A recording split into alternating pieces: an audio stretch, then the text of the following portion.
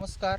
आज आपण आलेलो आहेत सुरळा या गावी. सुरळा तालुका वैजापूर गंगापूर जिल्हा संभाजीनगर येथे आपण आलो आहे कलिंगडच्या प्लॉटमध्ये.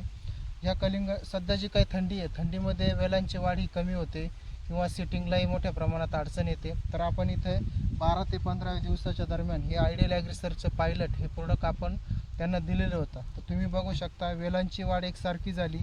तुमचा जो काय फुटवा आहे हा फुटवा पण एकसारखा निघाला आणि प्रति फुटव्याला कमीत कमी तुमचे 5व्या ते 7व्या पानापर्यंत कळी पण चांगल्या प्रकारे लागलेली आहे. तर तुम्ही बघू शकता रात्रीची थंडी आणि दिवसाचं टेम्परेचर याच्यामध्ये हा प्लॉट हा एक चांगल्या प्रकारे. तसेच या शेतकरी बांधवांकडून प्लॉटला पाणी थोडं जास्त झालेलं होतं, तर वेलांची डम्पिंगची समस्या तिथे वाढली होती. तर त्या ठिकाणी आपण त्यांना आयडियल ॲग्रिसर्चचं आयलॉग दिलेलं होतं. तर पूर्ण प्लॉटमध्ये एकही झाड डम्पिंग त्यांना आज आढळत नाही.